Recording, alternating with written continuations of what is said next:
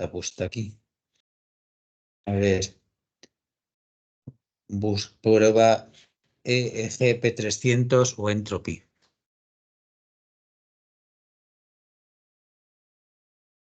La primera de la G, la primera mayúscula solo.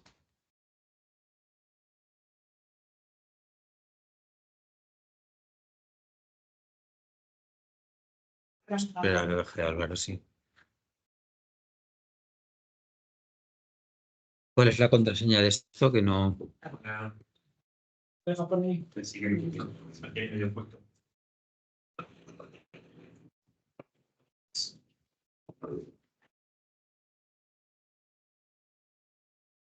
contraseña? Cosi $1 adentro. Por todos lados. Estábamos en el Entropy nada más.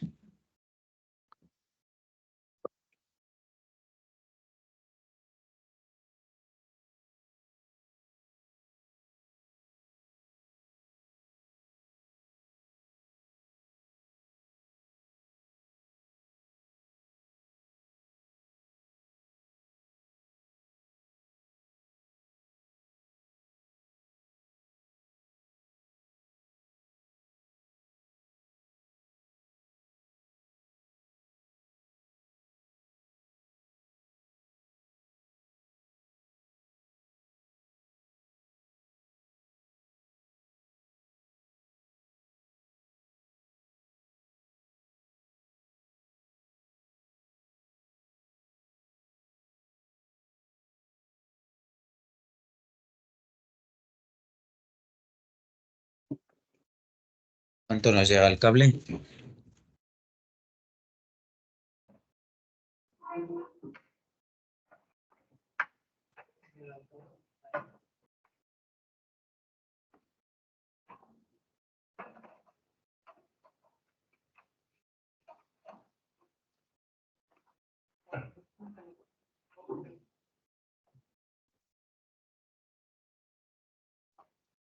¿Funciona el enlace con la sesión?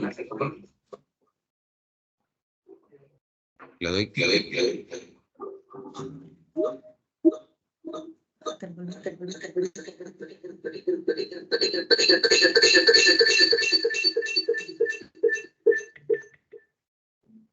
Lo he quitado todo ya. Me aparecen todos apagados. Ya no, ya. Sí.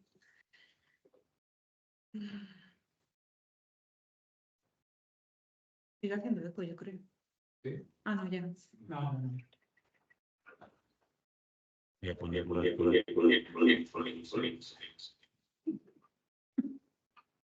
Espera. A ver, espera, que apago. Apagado. A ver. Pues ya está así, ¿no?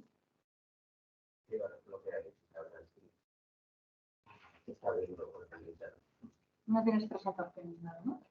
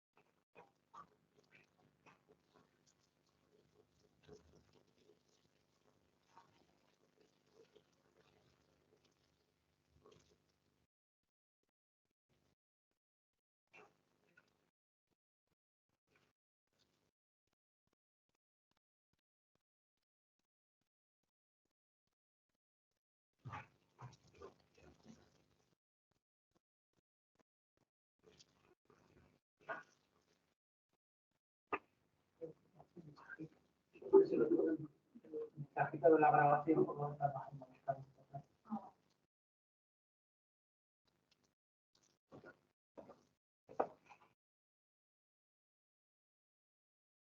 se puede poner más grande la presentación.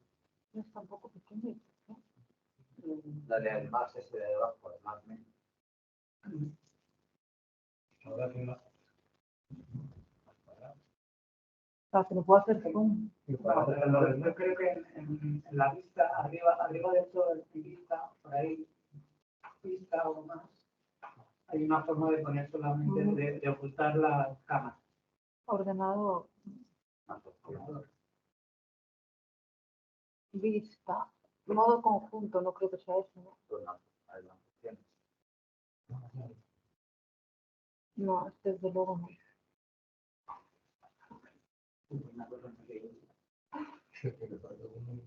No sé, de qué me está dando.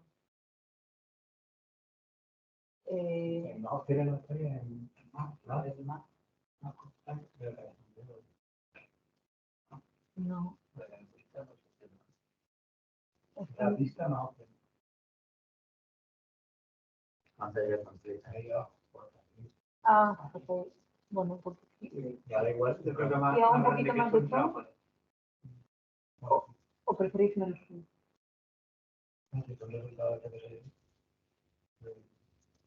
No, pues ahí está.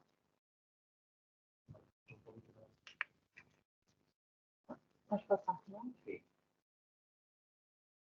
Y desde ahí tú puedes bajar bien, Vicente. Sí, sí, yo esto lo puedo bajar bien. Pues ahí. ¿Cuántos están? 1, 2, 3, 4, 5, 6, 7, 8. Algunos de los tablones virtuales están.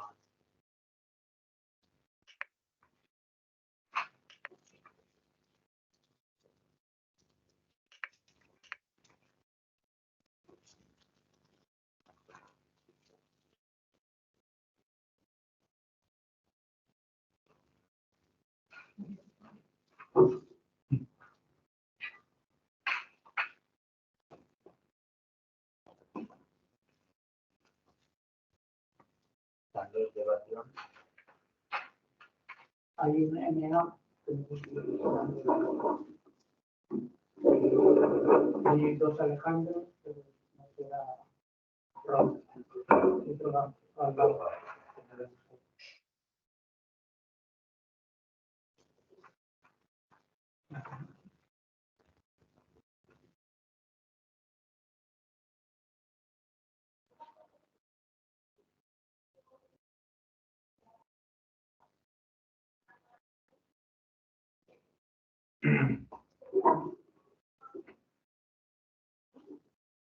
Bueno, pues con 7 minutos ya, si queréis, vamos empezando. Se oye desde fuera, ¿verdad? Sí, sí que se oye. Vale, perfecto.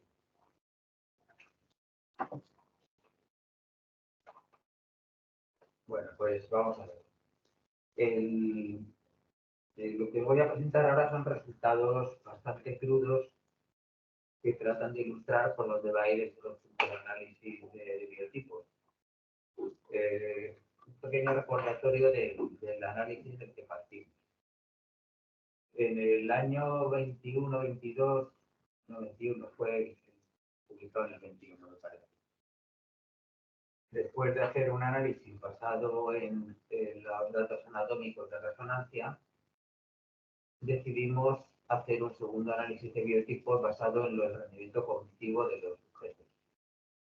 Estaban incluidos pacientes con esquizofrenia, crónicos y primeros episodios, y pacientes con trastorno bipolar. Eran unos 200 sujetos aproximadamente.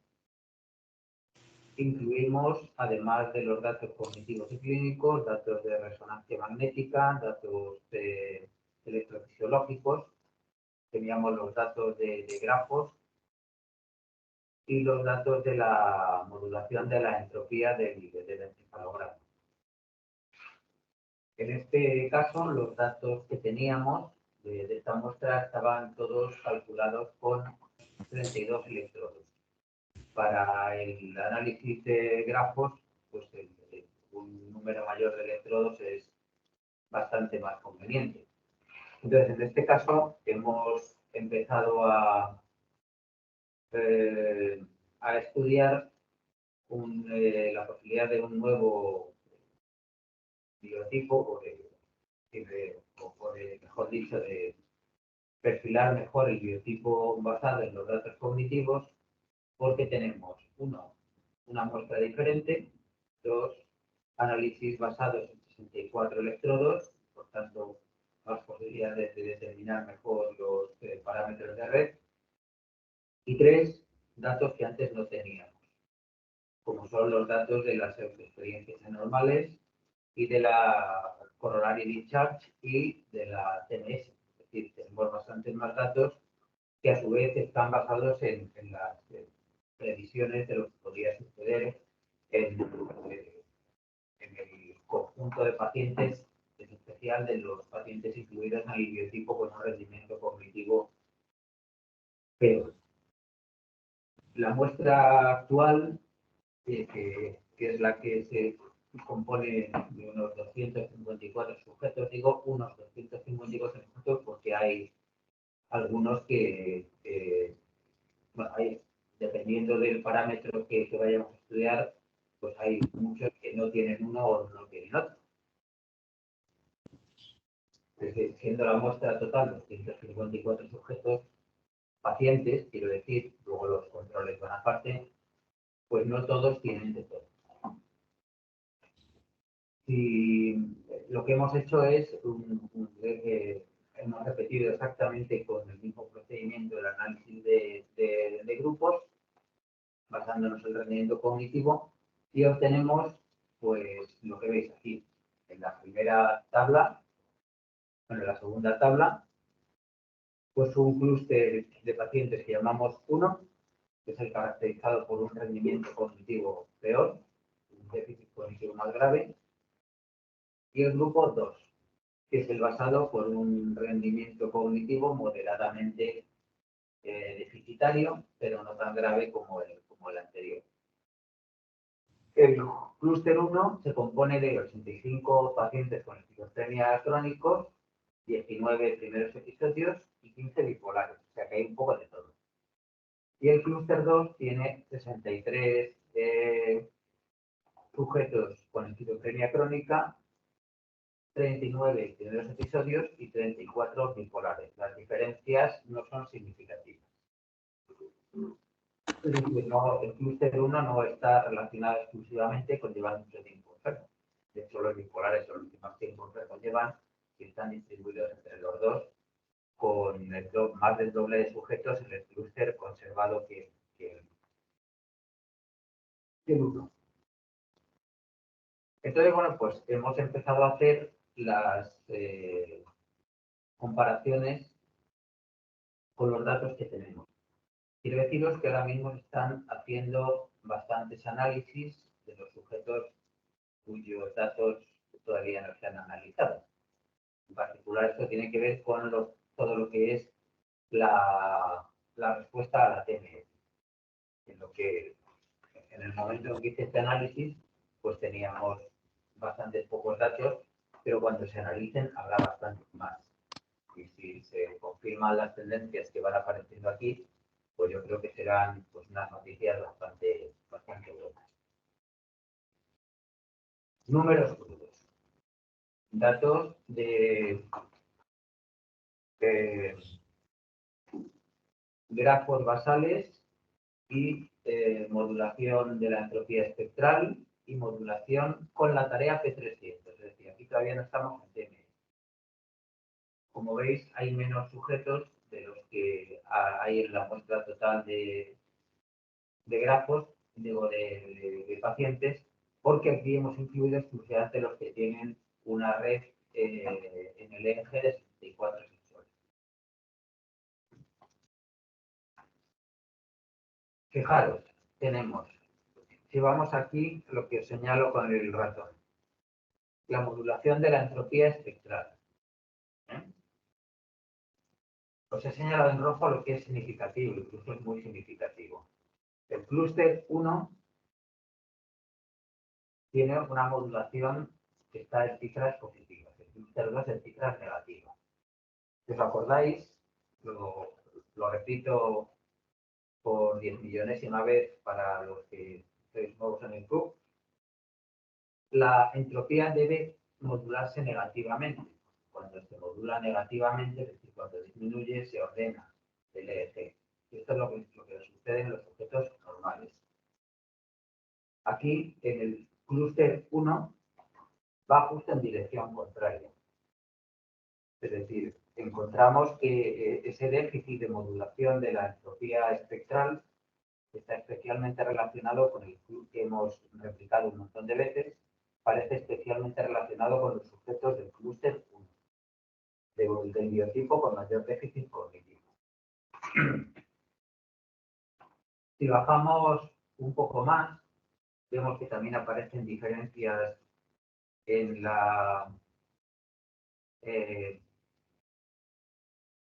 el potencial evocado relacionado con la corollary discharge, la diferencia en N1. Pero aquí lo que nos aparece es que el clúster 1 se comporta de una manera más normal que el clúster 2, porque la diferencia es mayor y cuanto mayor diferencia es más normal.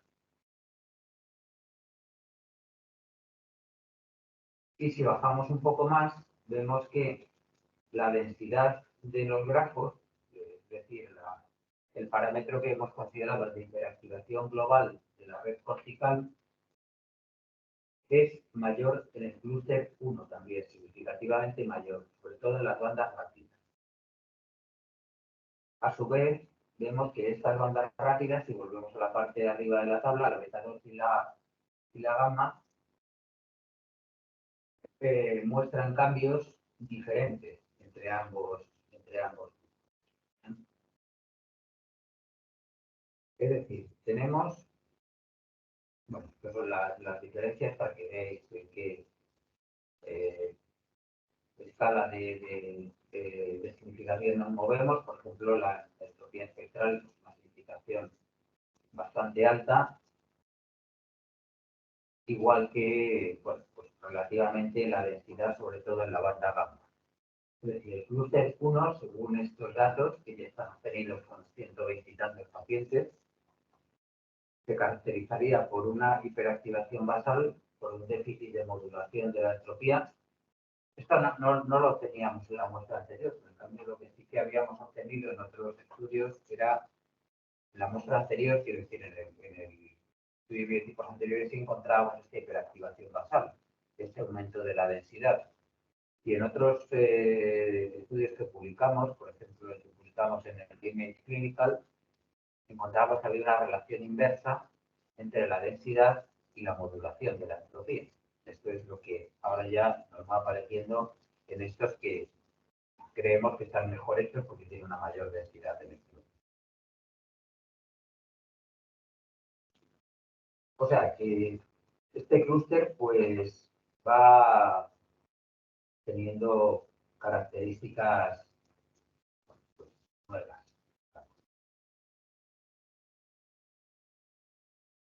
Autoexperiencias anormales. De esto no teníamos absolutamente nada en el estudio anterior.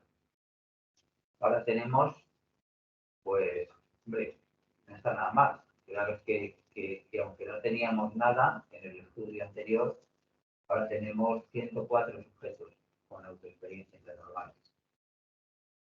Y absolutamente en todas ellas, el clúster 1 puntúa muy por encima del clúster 2, con unos valores de significación realmente, no la redundancia, significativos.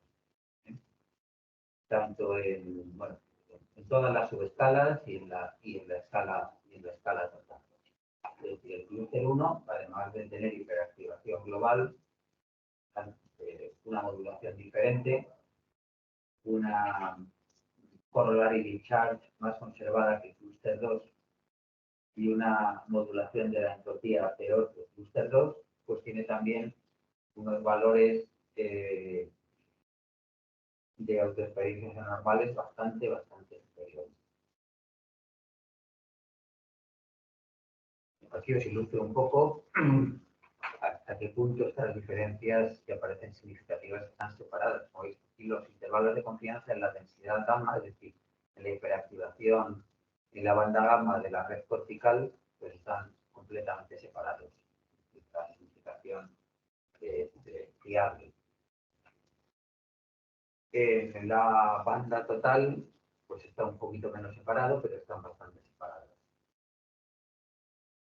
Si nos vamos a la distribución individual de los valores de la modulación de la entropía espectral, veis que la mayor parte de los sujetos del clúster 1 están por encima del 0. En cambio, muchos sujetos del clúster 2 están por debajo del 0. Creo que también he hecho esto con... Sí, aquí está. Con los intervalos de confianza y se refleja así, es decir, completamente separado. Yo creo que de estas cosas los podemos fiar bastante. De la interactivación basal, de las diferencias en la modulación del EEG con una tarea cognitiva. Ahora vemos lo que pasa con la estimulación magnética y con las autoexperiencias anormales. Síntomas positivos y negativos. Pues, de nuevo, el clúster 1 muestra una gravedad pues, bastante mayor. En todas las escalas, la positiva 13 frente a 11, negativa 18 frente a 13, general 29 frente a 22, total 60 frente a 46, total de negativos en la BNSS 26 frente a 17. Y de nuevo vemos que los valores clínicos, pues si estudiamos la significación estadística por una prueba T, pues son francamente diferentes. Fijaros, por ejemplo, la PANS total, diferencias inferiores a una posibilidad entre 10.000. En los valores totales de la PANS y en la BNSS, pues también. Valores de una posibilidad entre 1.000 de ser debidos a la PANS. Si estudiamos de nuevo la distribución, ya sabéis que es algo que a mí me gusta hacer para ver si todo esto se debe a uno o dos sujetos que estén desviados, pues vemos que los valores de BNSS en el clúster 2, con mucha frecuencia del total, se localizan en la parte más baja. Los otros están, pues, ahí, el pelotón está situado entre aproximadamente 25 y 45, aquí está situado más bien entre 0 y 20.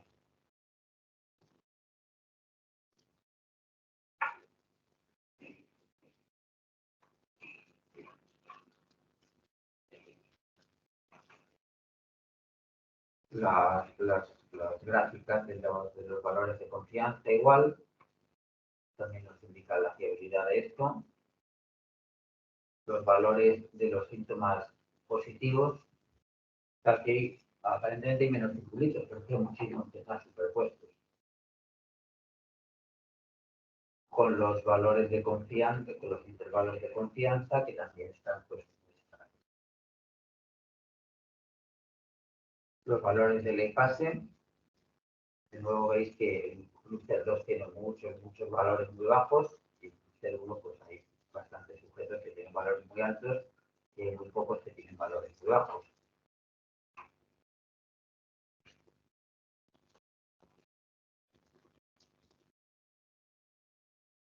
Los valores de los intervalos de confianza exactamente igual. Ahora pasamos a los efectos de la TMS. Vamos a ver aquí la significación estadística, pues tenemos que olvidar de ella porque tenemos, como veis ahí, 8 sujetos del clúster 1 que han recibido el TMS y 19 del clúster. Lo vamos a ver y a ojo por cubero qué parece estar pasando, ¿no? Entonces, bueno, pues vemos aquí he seleccionado un parámetro que es el que es más similar a la densidad entre los que nos han calculado el grupo de ingenieros de Barcelona para analizar los resultados de la TMS. Es el análisis del grado. El grado es relativamente similar a la densidad. En realidad, pues, significa el promedio de electrodos por los que está conectado cada uno de los electrodos que componen la red.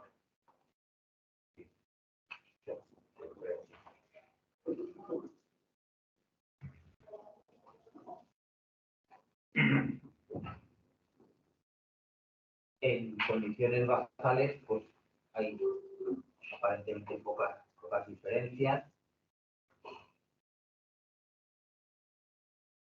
Y en la modulación, en lo que vemos aquí ahora mismo, pues podemos encontrar algunas cosas que parece tender algo más la significación, en el sentido de que el grupo 2 se comporta más normalmente.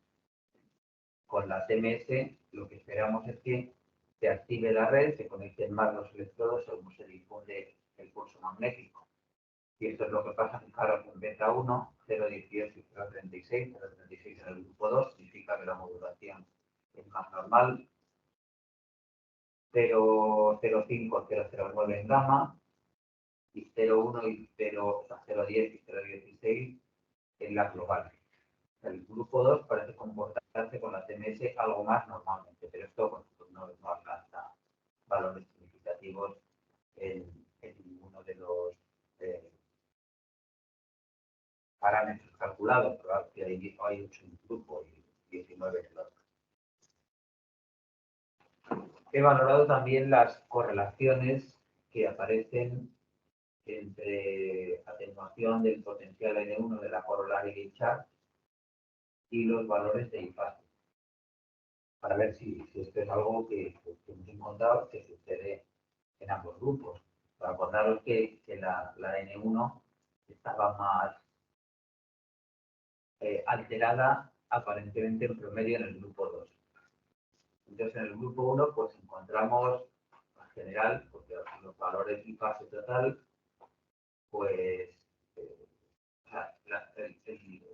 la significación estadística en el clúster 1 es baja, pero es que aquí ya tenemos solo 15 sujetos.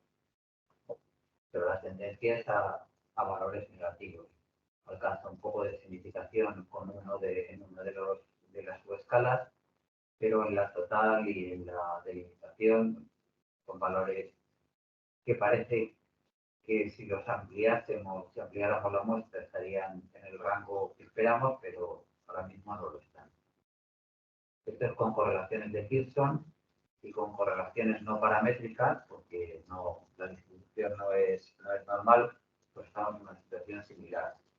Pocos sujetos, parece que lo que encontramos en el grupo general es similar, y una distribución de puntos que sugiere que efectivamente nos habría una relación inversa. Si nos vamos al clúster 2, pues encontramos aquí habiendo 27, pues las correlaciones parecen bastante más lógicas. Pero cuando nos vamos a las puntuaciones, perdón, a las correlaciones no paramétricas, ya sí que vemos que aparecen valores de significación bastante más estadísticamente valorables. Pero bueno, pues la IFASE total con 27 sujetos tiene una relación inversa. Es como si la alteración de este potencial evocado fuera más característica del grupo neuropsicológicamente mejor conservado. Las ineluctas también están enfermos diagnosticados. Como si un clúster tuviera un sustrato más relacionado con la hiperactivación basal y una peor modulación del EEG de la tarea cognitiva, y con las fuentes de la señalización de que los procesos mentales le corresponden a uno mismo.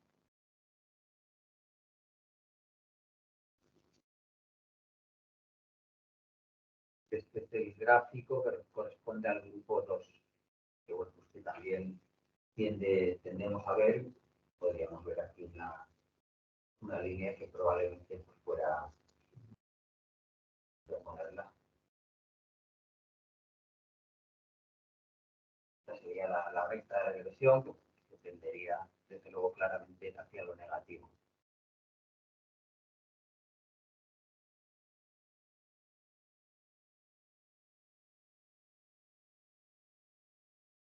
He calculado finalmente si había diferencias entre el potencial evocado de la corollary charge, de la descarga consecuente, entre uno y otro clúster, que aparentemente eran diferencias grandes, pero las diferencias estadísticas no son significativas. Y esto lo vemos reflejado aquí en este gráfico, que aquí sí que nos revela que hay dos sujetos que en el clúster 2 tienden poderosamente a disminuir esta diferencia. Entonces, bueno, pues la diferencia absoluta es por lo que diferencias tan aparentemente tan grandes en términos absolutos y vemos solo la media, pues pueden confundir. Pero lo cierto es que en este grupo aparece la tendencia con las experiencias anormales y en el otro pues no aparece. Si vemos cómo están distribuidos los intervalos de confianza, están muy superpuestos, de tal manera que no podemos decir gran cosa ahora mismo del comportamiento de la descarga consecuente en estos dos clústeres. Entonces, bueno, pues yo creo que el resumen es que el clúster 1 parece que lo podemos ir caracterizando de una forma más completa, que va en la línea también que está encontrando el grupo este que está estudiando este mismo asunto con otras técnicas, que tienen hiperactivación basal, una menor modulación del EEG, más síntomas positivos, más síntomas negativos. Nosotros aportamos la descarga consecuente, el pase, el estudio de grafos. No tenemos todavía los datos anatómicos que están calculando ahora mismo, pero si recordáis, el clúster 1, el clúster más cognitivamente afectado en el estudio anterior, tenía disminuciones de volumen en estructuras, bueno, pues que se han encontrado disminuidas en esquizofrenia, pero solo en algunos estudios, no en todos, como el hipocampo y el tálamo. Eso parecía privativo del clúster 1 y además una disminución del grosor de la corteza en muchas regiones. En este caso, pues esperamos encontrar esto. Y si esto fuera así y la caracterización pues, pudiera ser completa, desde luego yo creo que sería un avance importante en la línea en la que estamos trabajando. Y nada más por mi parte, comentar lo que os parezca.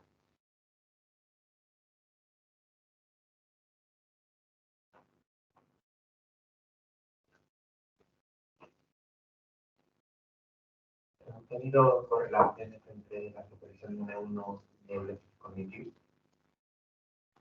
Es un poco lo que más sorprende, ¿no? No lo hemos hecho porque, vamos a ver, porque la supresión de la N1 tiene que ver directamente con la autoexperiencia. Es decir, ya sabes cómo lo valoramos, ¿no? Entonces, correlacionarlo con otras cosas que están, digamos, un poco más distantes, pues yo creo que sería hacer correlaciones a ver qué sale. No tendría una hipótesis clara detrás, ¿no? Puede que salga y puede que no salga, pero yo creo que desde luego tenemos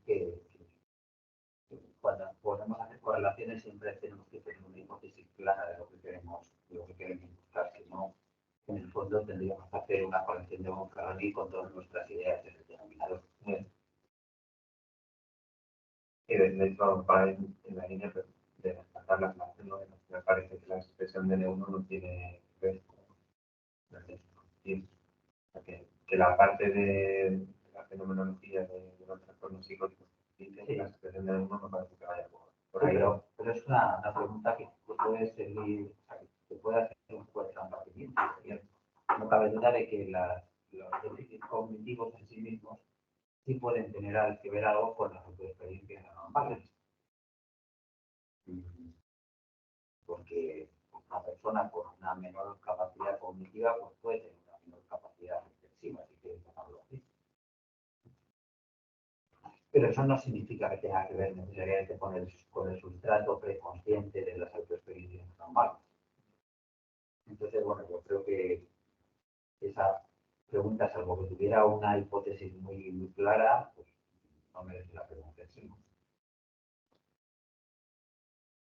Una cosa, el hecho de que luego las puntuaciones de bypasses correlacionan con con el potencial N1. Eso no En el 2. Correlacionan en el 2, en el clúster 2, en el otro correlacionan de una manera muy débil, pero claro, es que los hemos dividido y que el clúster 1 aquí se nos queda con 15 sujetos que tienen N1 e fase.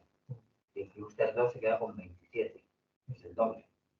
O sea, pero la tendencia apunta en la misma dirección. O sea, por eso os he dicho que yo no veo muy claro que podamos sacar consecuencias y de esto, porque bueno, pues, sobre todo porque claro, hay muchos menos sujetos de los que hay en el estudio que tenemos con la B300, por ejemplo. Pero lo que se esperaría es que en el clúster 1 no hubiese correlación. Hombre, a ver, en el clúster 1 parece que hay bastante diferencia.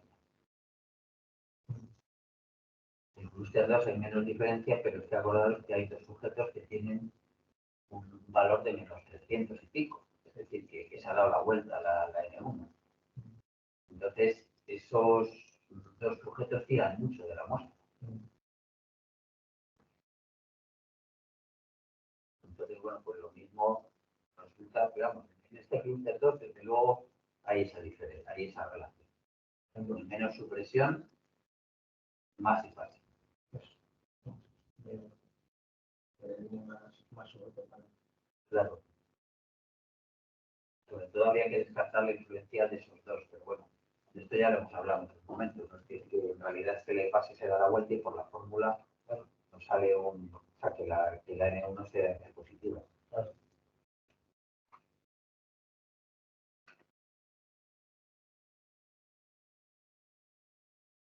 Hola Vicente, ¿yo puedo hacer una pregunta? No sé si me escucháis bien. Sí, te escuchamos muy bien, sí. Vale, hola, buenas tardes. Bueno, es una pregunta de diagnóstico clínico, porque a la hora de ver los datos de la evaluación neuropsicológica, al principio veo que aproximadamente el 50% de la muestra tiene deterioro cognitivo versus los que tienen rendimiento cognitivo preservado, ¿no? ¿Esto es lo habitual? ¿Suele ser esa distribución?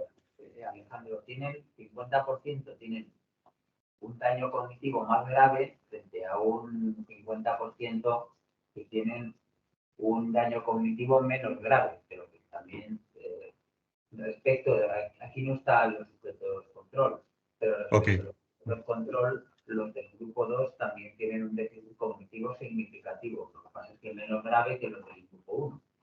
Ok, sí. Entiendo. Sí, iba a decir que el clúster 1 además tiene como más dispersión, ¿no? Hay mayor variabilidad como grupo. ¿En qué sentido? En el sentido de que hay puntuaciones más extremas en el clúster 1. Me ha parecido ver personas que puntúan o bien más alto o bien más bajo, a diferencia del clúster 2 donde parece más concentrado. ¿Pero puntuaciones en qué? Porque aquí las puntuaciones cognitivas no las he enseñado, ¿eh? En la primera tabla que enseñaste al principio, donde comentaste la distribución entre el clúster 1 y el clúster 2, pensaba que esas puntuaciones... A ver si... Está que pone tabla cruzada. Está. Sí, me refería, no, son algunas que has mostrado posteriormente. Ahí no recuerdo ahora mismo exactamente cuál era, pero me ha parecido ver mayor dispersión en los datos en un grupo, en el clúster 1. Me parece que era así cuando estabas hablando de gamma, ahora que estoy recordando. Aquí hay cosas de gamma, sí. Me ha parecido bien. En todo caso, bueno, por no ocupar mucho tiempo con esto, Perdón, perdón, que no te escucho bien. pero que lo que quieras. Sí, no, hablaba también del tema de la hiperactivación del gamma, que parece robusto, ¿no? El resultado por lo que has estado comentando. En el clúster 1, si no recuerdo mal, ¿tenéis una hipótesis a qué podría deberse? Sí, claro, al déficit de actividad de las neuronas GABAérgicas. Eso lo relacionas directamente con GABA, vale. Que podría explicar una hiperactivación cortical, un déficit de inhibición, sí. Eso, con los procesos inhibitorios. Vale. Muy interesante. Y la última pregunta, un poco también por aclararme yo o por ver si me había enterado bien, el N1 en paradigmas auditivos está muy relacionado con la ganancia sensorial hacia el estímulo externo, ¿no? Puesto que quizás en el clúster 1 hay una mayor alteración de la percepción interna, ¿no? De estos síntomas que vosotros medís, que yo conozco menos porque vengo de otro ámbito, pero que tienen que ver con los síntomas, creo, negativos. ¿Podría estar indicando que en el grupo preservado, digamos que hay una mayor percepción, una mayor ganancia sensorial del estímulo externo versus los que están más deteriorados, que quizás están más desconectados del mundo externo? A ver, lo que pasa es que aquí la N1 no es una neurocognitiva simple. Aquí lo que es una diferencia en la amplitud de la voz que escucha el sujeto cuando está grabada respecto de la voz que escucha el sujeto de su misma voz cuando está hablando, cuando está diciendo. Oh, ok, sí, Por es ejemplo, diferente. tener una diferencia, Ujú, lo que esperamos es que en los sujetos sanos hay mucha diferencia, porque el N1, cuando el sujeto está hablando, se suprime. Hay mucha diferencia entre un potencial y otro.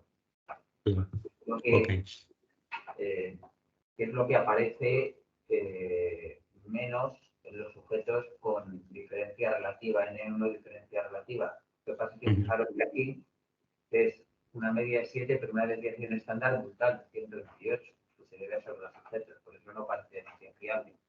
ujú. En este caso, yo entiendo que lo que preguntas tú no se aplicaría a esta N1. No, yo sí, no se aplicaría. Yo estaba pensando más en un paradigma como el tipo Volt de tonos. No, no me había dado cuenta que era. Aquí esta N1 tiene que ver con otra cosa totalmente diferente. Claro, sí, sí, sí, totalmente. Pues gracias por aclararlo. Nada, hombre. Entonces, ¿qué implicación podemos encontrar a la sucesión de la EU de clase 1? Al final, si lo relacionamos, yo en mi idea, ¿no? Lo relacionaba de alguna manera con las relaciones con sistemas auditivos, ya hemos visto que no hay una relación directa, ¿no? A ver, lo primero que hay que ver es que esto es muy provisional con la N1, porque hay pocos sujetos en un clúster, más en otros, y hay dos sujetos que están tirando completamente de la muestra del clúster 2, que es lo que hemos visto en el gráfico. Pero yo creo que eso es muy provisional y seguramente pues no se corresponda con la realidad. Claro, si quitamos estos dos sujetos cuyo valor es menos 300 y pico, pues la media que se queda en 7, pues lo mismo resulta que sube hasta 50. Y lo mismo es como hay una relación similar en ambos grupos entre índices anormales y supresión de la N1, pues lo mismo resulta que tenemos en ambos el mismo comportamiento. Yo creo que aquí ahora mismo no hay que buscar explicaciones, sino que hay que corroborar los resultados. Tiene pinta de que van a cambiar bastante cuando incluyamos más sujetos.